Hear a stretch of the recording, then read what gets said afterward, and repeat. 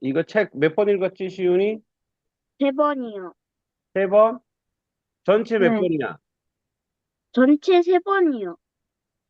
아, 그 이번 주 세 번 다 읽었어? 네. 어, 그래. 한자 다 외웠어? 네. 오케이. 문장 쓰기는? 85문장이요. 85문장. 유주 안 들어왔고. 승윤이. 네. 승윤이는 이번 몇 번 읽었어, 전체? 한 번이요. 어? 한 번. 한 번? 네. 이번 주에 한 번? 네. 음, 한자 다 썼어? 아니요? 그 다음에 문장 쓰기는? 안 했어요. 안 했어? 네. 장미 책 몇 번 읽었어? 한 권이요. 한 번? 네. 문장 쓰기 했어? 아니요? 한자 외웠어? 네. 오, 보석이, 보석이 몇 번 읽었어? 이번 주에 안 읽었고, 총 한 번 읽었어요. 이번 주에 다 읽었어? 아니요? 그러면, 지난주에? 네, 그럼 한자 다 외웠어? 네. 어, 그 다음에 문장 쓰기는? 안 했어요. 최소윤, 전체 네? 몇 번 읽었어? 저요 세 권이요. 이번 주에? 네. 어, 이번 주에 세 번. 그러면, 그 다음에 한자 다 외웠어? 아니요. 한자 문장, 안 썼어요. 문장 쓰기는? 문자 쓰기도 안 했어요. 하진이, 하진이 몇 번 읽었어? 한 번. 이번 주에? 네. 그리고 문장 쓰기는? 한 문장이요. 100문장? 네. 그 다음에 한자는? 외웠어요. 권하 몇 번 읽었어? 세 번이요. 이번 주에? 네. 그리고, 그럼 전체 몇 번이야? 세 번이요. 그리고 문장 쓰기는? 안 했어요. 한자는? 한자 외웠어요. 오케이. 그 다음에, 예, 됐고요. 유주. 네. 유주는 책 몇 번 읽었어? 책, 책이 안 읽었어요. 한 번도 안 읽었어? 네. 책은 어디 있어? 책이요? 어, 뭐? 책도 없어? 몰라요. 잊어버렸어요. 자, 다음 주까지 읽고, 그 다음에, 그럼 문장 쓰기도 못했다. 한자는 다 외웠어? 한자, 네. 자, 먼저 여러분들에게 그래서 심심이라고 하는 것은 마음을 다하여, 마음을 다하여 죄송하다는 말씀을 드립니다. 목사님이 우리 그레이스관에서 깜빡 잠들었는데 사모님도 몰랐고 나도 시간을 이렇게 하는 줄 몰랐어요. 하고요. 네. 자, 그래서 조금 오늘 수업이 30분 좀 딜레이 됐는데 용서해 주시기 바랍니다. 자, 봅시다. 오늘 한자 토사구팽 자 외웠죠? 오케이. 자, 오늘 세계사 문제입니다. 세계사 4대 문명 오늘 들어갔습니다.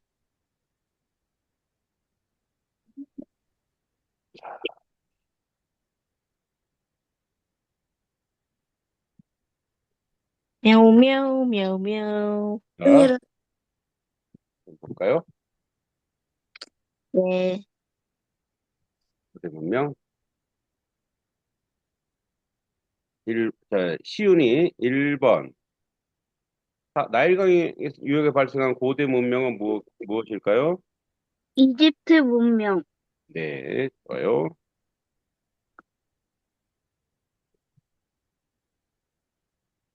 그 다음에 에, 유주, 메소포타미아 문명이 발생한 두 강의 이름은 무엇이죠? 티그리스 강과 유프라테스 강. 네. 승윤이 3번. 인더스강 유역 문명에서 계획도시로 유명한 유적은 무엇이죠? 모헨조다로와 네, 모헨조다로. 하나파. 네. 그다음에 4번. 장미. 중국 항허강 유역에서 발생한 대표적인 고대 문명은 무엇입니까? 몰라요. 어? 모르겠어요. 몰라? 1번. 항허 문명. 2번. 황하 문명. 몇 번? 몇 번? 1번? 1번. 황허 문명. 객관식은 20점입니다. 보석이 5번. 고대 이집트 문명에서 사용된 그림 문자를 무엇이라고 하는가? 오, 쐐기 문자. 아니, 5번, 5번. 그림 문자, 그림. 아, 그림, 음, 상형 문자? 네, 상형 문자입니다. 소윤, 최소윤. 네. 고대 이집트 문명에서 사용된 그림 문자를 무엇이라고 하는가? 신성 문자. 아, 6번, 6번, 6번. 네? 6번. 메소포타미아 문명에서 사용된 쐐기 모양의 문자를 무엇이라고 하는가? 쐐기 문자 또는 설령 문자. 이렇게 쐐기 문자, 오케이, 됐고요. 사진이 고대 이집트 왕을 부르는 명칭이 무엇인가? 파라오. 파라오.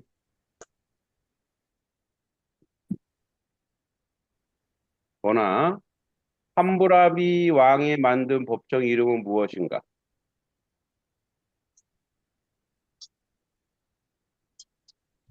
거나 소리 켜야지. 8번이죠. 8번.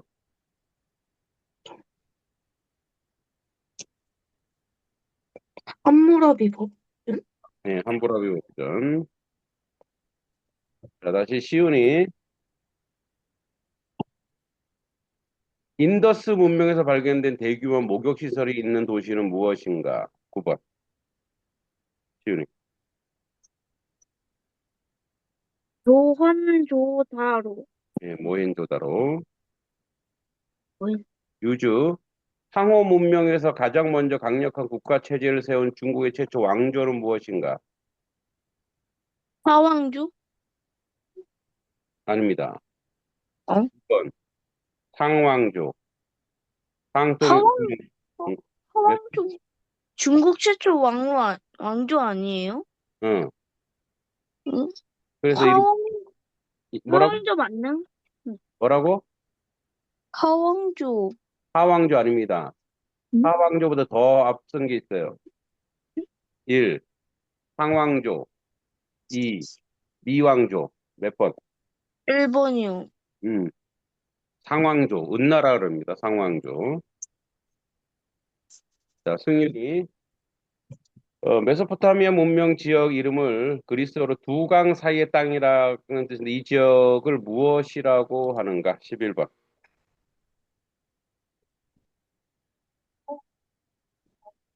이걸 뭐라 그래, 승윤이?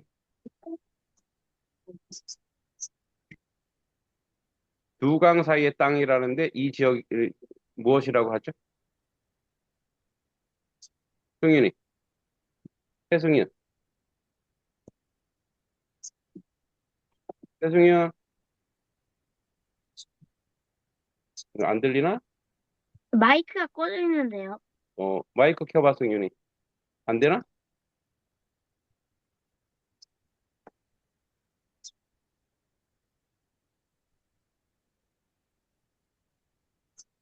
그러면 승윤이 마이크 될 동안에 장미 12번. 자, 이집트 문명에서 사후세계 믿으면 시신을 보존하는 것을 무엇이라고 하는가? 장미.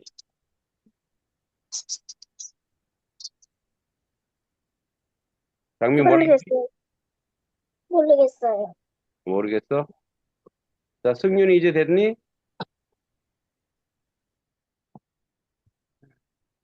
자, 장미 1번, 미라. 2번, 사라. 몇 번? 장미, 몇 번? 2번? 몇 번?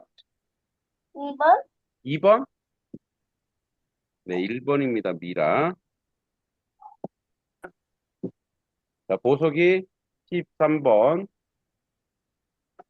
자, 인더스 문명에서 주로 재배한 대표적인 작물 중 하나로 세계에서 가장 먼저 재배한 것으로 알려진 것은 무엇인가? 13번. 뭘까?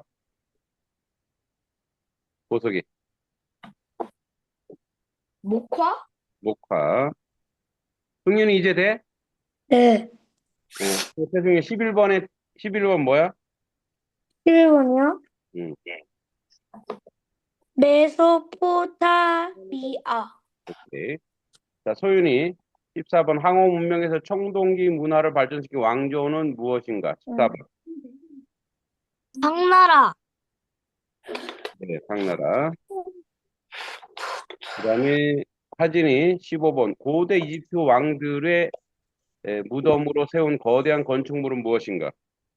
피라미드. 피라미드.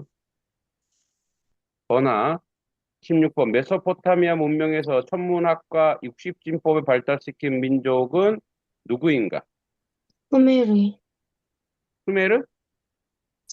수메르인. 수메르 아닌데? 보기 1. 바빌로니아인 2. 바벨인 몇 번? 1번. 1번. 바빌로니아인입니다. 자, 이제 17번부터 20번까지는 서바이벌 문제 50점짜리입니다. 망했다. 제 목소리 듣겨야 돼. 제 목소리에. 자, 그러면 볼게요. 17번 아는 사람. 전화. 번화가 제일 빨랐어. 17번 뭐야? 내가 먼저 그랬는데. 친구. 중구. 예, 번화가 제 목소리는 빨랐어요. 번화가.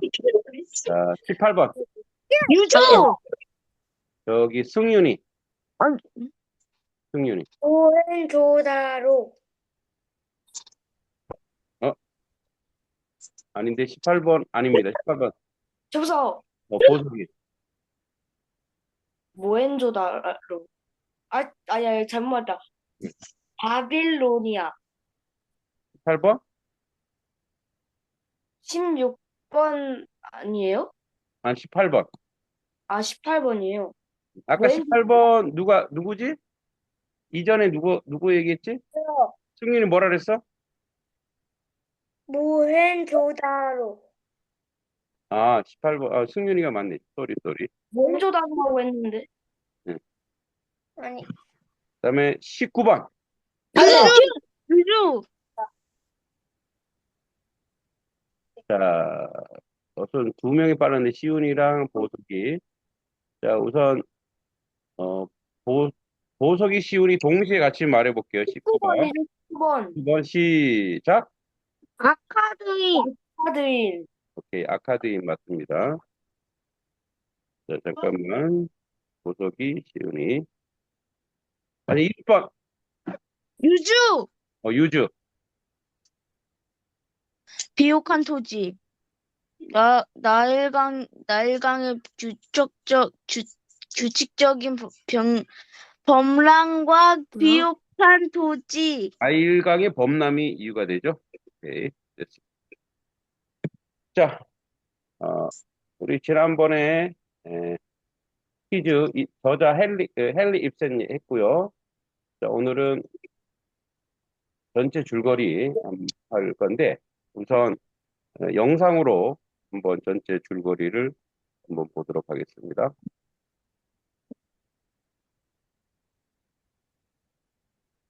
자, 공유해 드릴게요. 탕탕탕탕. 짜잔.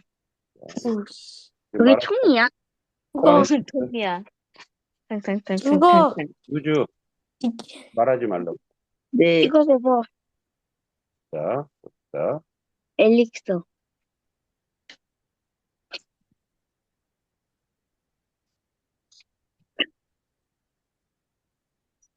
안녕하세요, 문화 주주비입니다.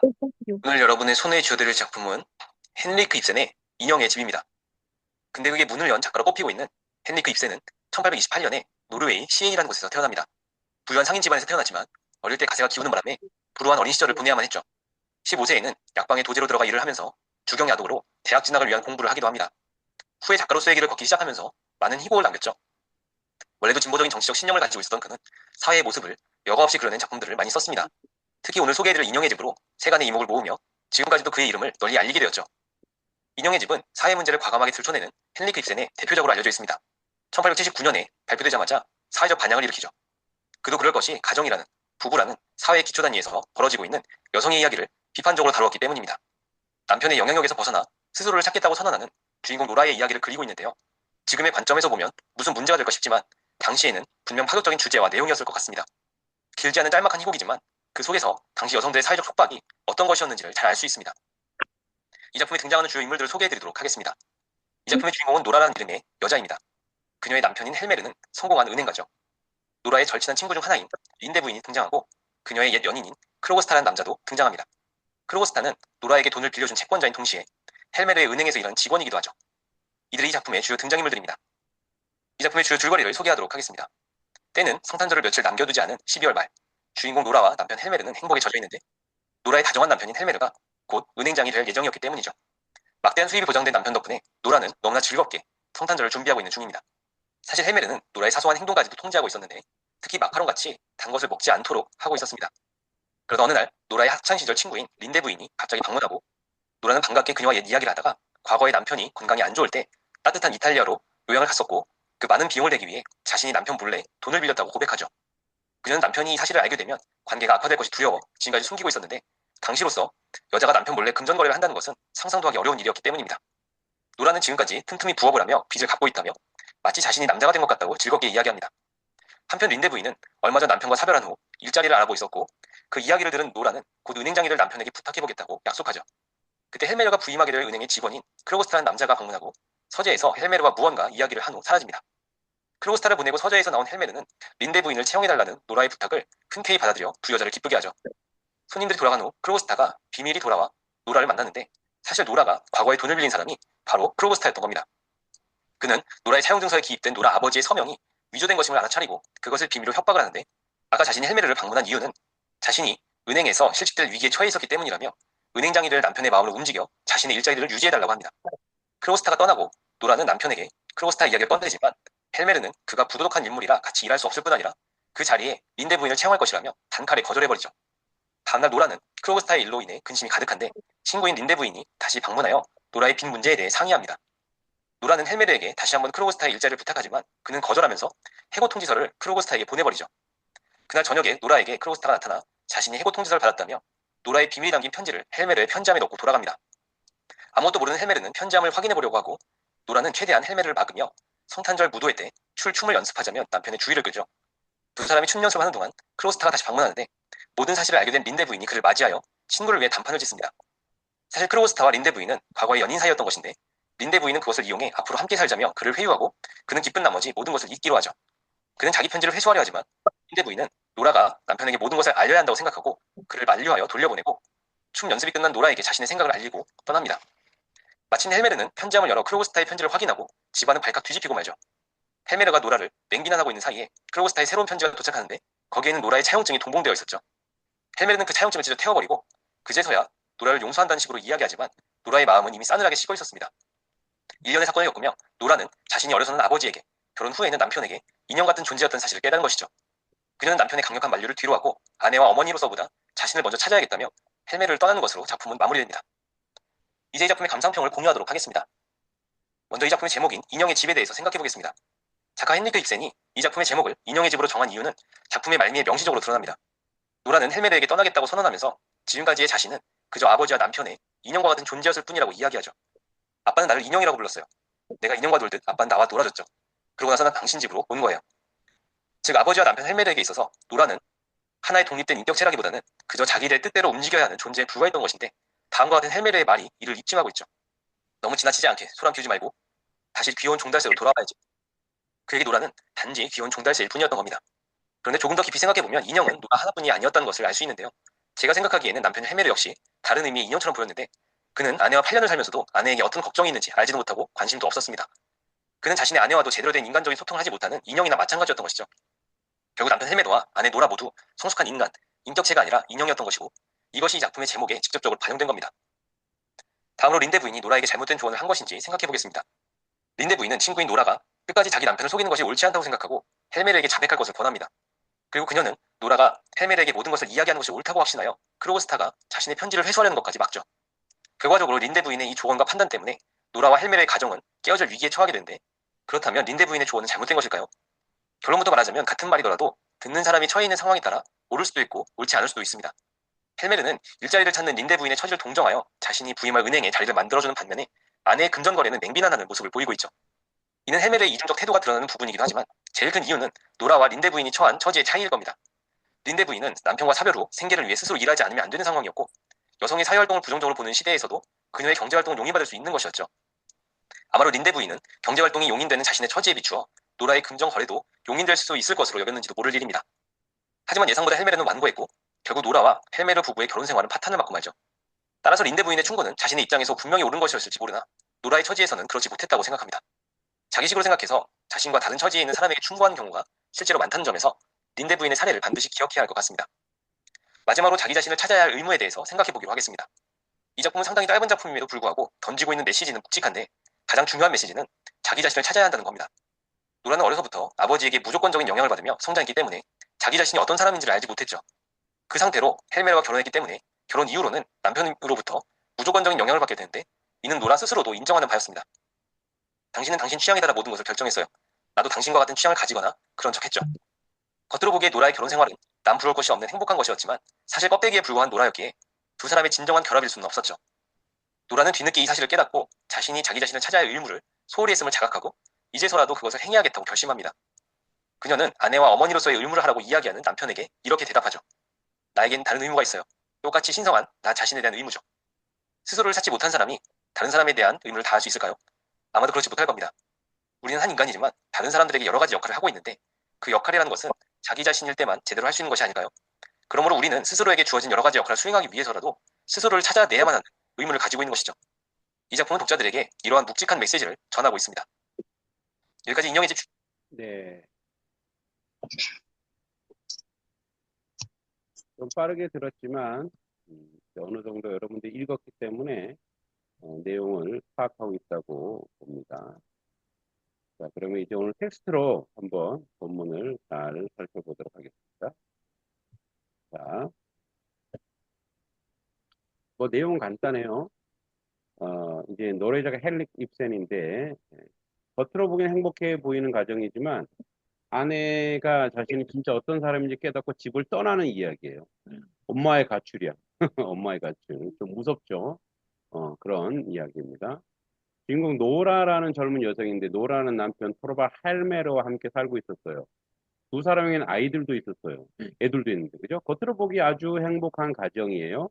남편은 아내를 귀여워하고 노라는 밝고 명랑한 아내처럼 행동합니다. 하지만 이 집에 큰 비밀이 숨어 있었습니다. 노라의 남편 헬메르는 이제 예전에 큰 병을 앓은 적이 있었어요. 예.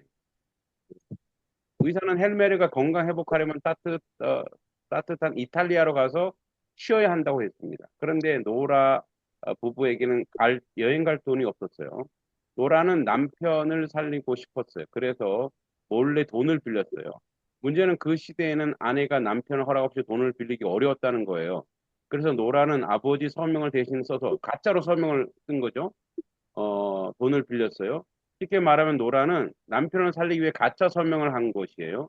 노라는 이것은 나쁜 마음으로 한 것은 아니었지만 그래도 거짓말이었죠. 오직 남편을 살리고 가족을 지키기 위해서 한 일이었습니다. 돈을 빌려준 사람은 크로크스타드라고 하는 남자였는데 그는 은행에서 일을 하고 있었어요. 헬메르가 새로운 은행장이 됐어요. 남편이 이제 건강해져서 은행장이 됐어. 근데 크로크스타드는 해고하려고 하는 거야. 이제 마음에 안 들었나 봐 남편이. 크로크스타드는 자신의 자리를 잃기 위해 일을 위기에 놓였어요. 그래서 노라를 찾아 협박합니다. 크로크스타드 말합니다. 당신이 예전에 아버지 서명을 위조한 사실을 남편에게 말하겠습니다. 노라는 이제 두려웠어요. 남편 헬메르가 이 사실을 알게 되면 자신을 이해해줄지 걱정이 된 거. 하지만 노라는 한편으로 남편이 자신을 사랑하니까 진실을 알게 되면 자신을 지켜줄 것이라고 믿었어요. 왜? 남편을 위해서 한 거니까. 노라에게는 오랜 친구 이제 린데 부인이 찾아와요. 린데 부인은 남편을 잃고 혼자 살아가고 있었어요. 그녀는 일자리를 구하러 노라를 찾아왔습니다. 노라는 남편에게 부탁해서 린데 부인이 은행에서 일할 수 있도록 도와달라고 해요. 그런데 바로 그 자리가 바로 크로크스타드가 잃게 될 자리야. 크로크스타드는 더 절박해지죠.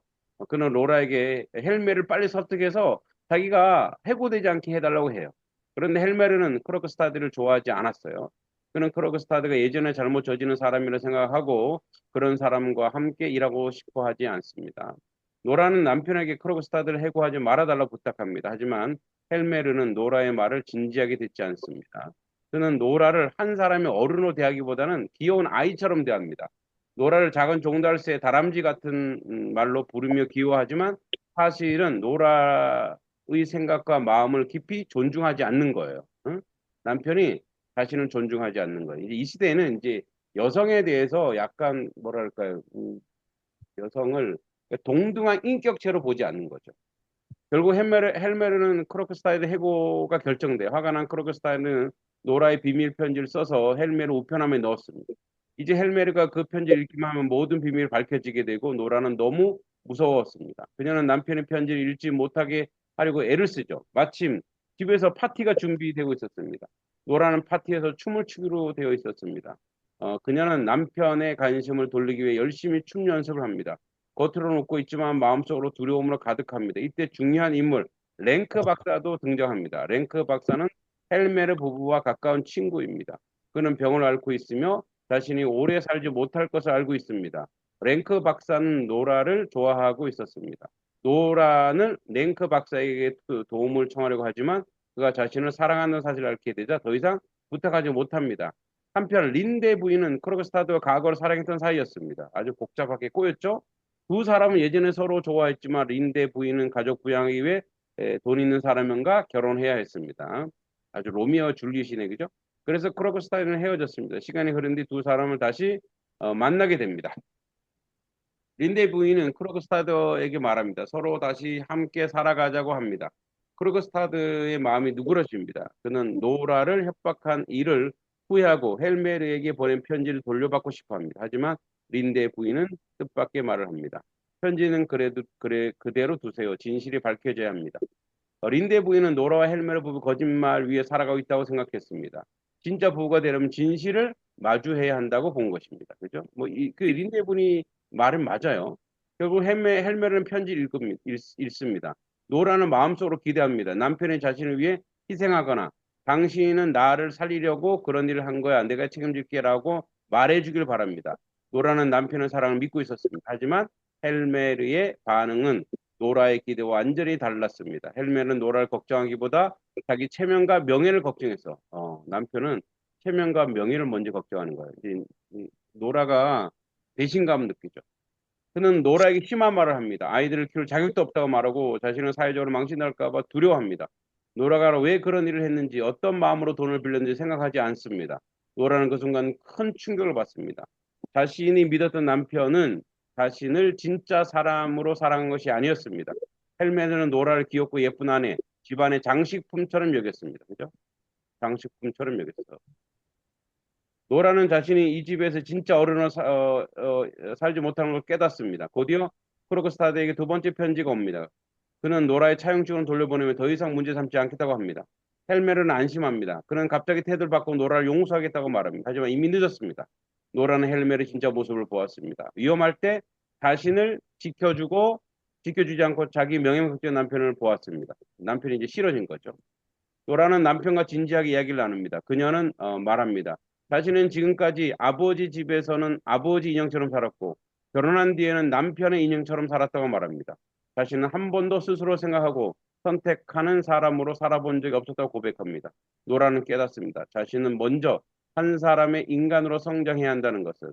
헬메르는 노라에게 아내와 어머니의 의미에 대해 말합니다. 하지만 노라는 자신에게 그보다 먼저 자기 자신에 대한 의미가 있다고 말합니다. 자신이 어떤 사람인지, 무엇이 옳고 그른지 스스로 배워야 한다고 말합니다. 결국 로라는 집을 떠나기로 결심합니다. 헬메르는 충격을 받습니다. 아이들 두고 갈 거냐고 묻습니다. 노라는 지금 자신은 아이들을 제대로 가르칠 수 없다고 말합니다. 먼저 자신이 배워야 한다고 말합니다. 이 중요합니다. 마지막에 노라는 외투를 입고 집을 나갑니다. 그리고 문이 꽝 닫히는 소리가 들립니다. 사실은 뭐 집 나가는 게 그렇게 좋은 건 아니죠. 좋은 건 아닌데 이 당시 이제 여성 운동, 여성을 존중받지 못하는 것에 대한 저항이죠. 그래서 이 문 닫히는 소리는 아주 유명합니다. 단순히 한 여자가 집을 나가는 소리가 아니라 한 사람이 인형처럼 살던 삶을 끝내고 진짜 자기 삶을 찾으러 나가는 소리이기 때문입니다. 인형의 집은 겉으로는 행복해 보이는 가정에 노라가 자신의 남편과 장난감의 인처럼 살았다고는 사실을 깨닫는 이야기입니다. 노라는 남편을 살리기 위해 위험한 선택을 했지만 남편은 그 마음을 이해하지 못합니다. 오히려 자기 명예만 걱정합니다. 그 모습을 본 노라는 더 이상 그 집에 머물 수 없다고 생각합니다. 그래서 노라는 떠나게 되죠. 자, 요거는 내가 올려줄 테니까 여러분들이 요거는 이제 독서 퀴즈 할 때 낼 거니까 꼭 한 번씩 보시기 바랍니다. 알았죠? 네. 네. 네. 자, 다음 주 숙제. 자, 이게 도광양해인데 좀 어렵죠? 도광양해 한번 써볼게요. 도가 이제 감출도야. 도,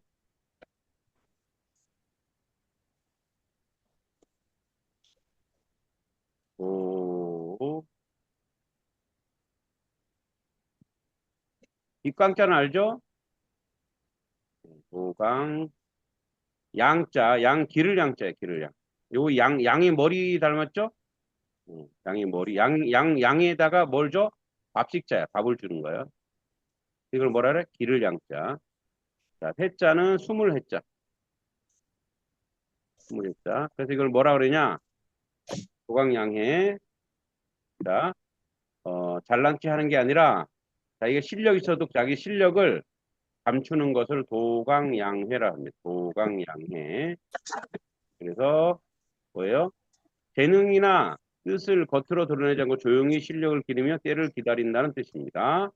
쉽게 설명하면 똑똑하고 능력 있어도 함부로 자랑하지 않고 조용히 준비하면 좋은 때를 기다린다. 네, 점수는 제가 정리해서 올려드리도록 하겠습니다. 자, 오늘 여러분 다음 주에는 부모님들한테 공지하기 좀 잘 들으세요. 다음 주는 휴강입니다. 제가 여러분 이제 수필 공모를 했는데 수필 공모 신인상을 수상을 했어요. 그래갖고 다음 주에는 서울에 호텔에 저녁 때 상문을 좀 받으러 가야 돼서 그 시간이 목요일 저녁이에요. 그래서 다음 주 하루는 한 주는 휴강한다는 거 기억해 두시고 예. 다 다음 주에 볼게요. 안녕. 안녕. 안녕히 계세요. 음. 야, 유준아, 나도 있어.